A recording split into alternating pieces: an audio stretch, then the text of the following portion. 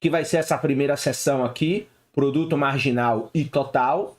E a segunda questão, os efeitos de distribuição de renda das mudanças de preços relativos. Então aí aqui nós vamos ter aqui, ó, na segunda seção, preços relativos e distribuição de renda, ok?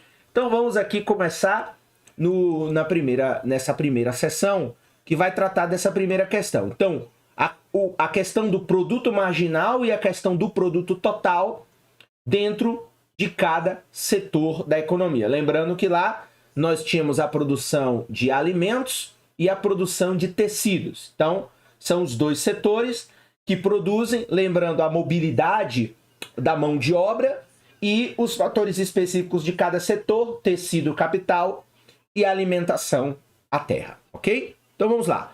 Produto marginal e total. No texto, ilustramos a função de produção de tecido de duas formas diferentes. Então vamos relembrar aqui, ó. Na figura 4.1, lá do capítulo 4, mostramos a produção total em função da entrada de mão de obra, mantendo o capital constante. Lembrando que o setor lá de tecidos oferecia um salário melhor, porque os preços aumentaram, e aí a mão de obra migrava para esse setor que pagava melhor. Mas o outro fator de produção, que é o capital, mantido constante, sem alteração. Observamos então que a inclinação da curva é o produto marginal da mão de obra, ilustrando-a lá na figura 4.2. Então, se quiser se relembrar, né, talvez você já não se lembre, olhe as suas anotações, ou volte a videoaula em que eu comento a figura 4.1 e em que eu comento a figura 4.2, para que esse apêndice faça sentido.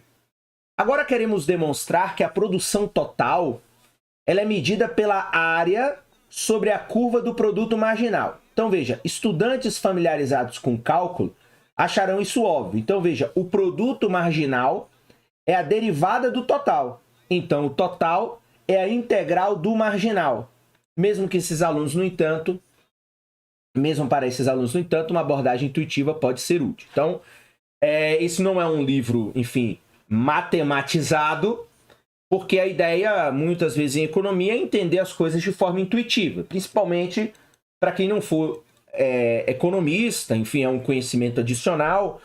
Por exemplo, os internacionalistas não precisam fazer esse tipo de cálculo, mas precisam ter a compreensão de como funcionam esse lado, digamos assim, mais formal da economia. A figura 4A1 mostramos mais uma vez a curva do produto marginal na produção de tecido. Então, deixa eu ver aqui, se eu não estou enganado, é essa aqui. Então, olha lá, a figura 4A1 mostra que a produção é igual à área sobre a curva do produto marginal. Então, veja, vamos aqui ao texto. Então, daqui a pouco a gente volta para essa figura que tem aqui o produto marginal da mão de obra, quanto adiciona, né, à medida que você adiciona um trabalhador, e a entrada de mão de obra. Então, veja, suponha que nós empregamos LT homens-horas, né, trabalhadores em tecido, homens-hora. Como podemos mostrar a produção total de tecido? Vamos aproximar isso usando aqui a curva do produto marginal. Então, primeiro, nós vamos perguntar o que acontecerá se usarmos um pouco menos de homem-horas, digamos DLT menos. Então, a produção, claro, seria menor. Então, se eu diminuo a quantidade de trabalhadores contratados, consequentemente, a produção ela é menor. A queda na produção seria aproximadamente, então, o DLT vezes o produto marginal do trabalho em tecido. Ou seja, a redução, veja, a redução na força de trabalho, que é o Dzinho LT, vezes o produto marginal da mão de obra no nível inicial de emprego. Então, essa redução na produção é representada pela área do retângulo colorido na figura 4A1. E aí, vamos lá. Então, você reduz o trabalho, então lembrando o produto marginal, né? Então, à medida que você aumenta a quantidade de trabalhadores, o produto marginal adicional dessa mão de obra diminui. Por isso que a gente tem uma curva, aqui essa curva vermelha que eu estou agora pintando, ela é uma curva de inclinação negativa, que é justamente a curva que revela mais uma vez, ó, vamos lembrar aqui, que revela o produto marginal da mão de obra. E esse ponto pintado, que agora eu estou pintando de amarelo, representa justamente a redução da mão de obra. Agora, subtraia agora outros poucos homens-horas. A perda de produção será em outro retângulo. Então, à medida que você vai reduzindo a quantidade de trabalhadores, é claro que a produção total ela vai diminuindo.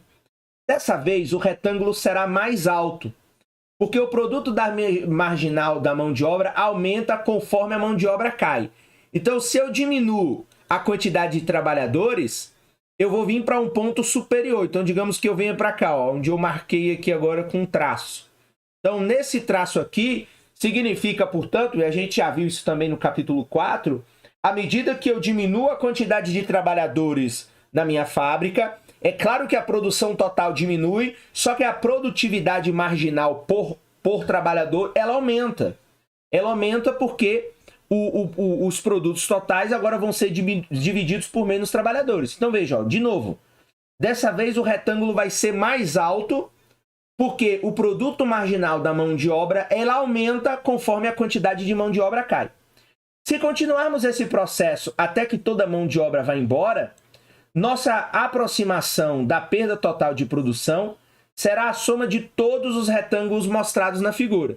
Então é claro que à medida que eu for cortando a quantidade de trabalhadores, a produtividade marginal aumenta, até que ó, você vai chegar aqui no ponto em que você vai ter zero, porque você vai ter uma produtividade alta, melhor, porque você cortou todos. E veja, então olha aqui ó, que interessante. Então, a nossa aproximação da perda total da produção será a soma de todos os retângulos mostrados na figura. Então, é importante. Então, veja, à medida que eu aumento a quantidade de trabalhadores, eu aumento a produção total e diminuo a produção marginal. À medida que eu diminuo a mão de obra, eu aumento a produção marginal e diminuo a produção total. Quando nenhuma mão de obra é empregada, no entanto, a produção ela vai a zero.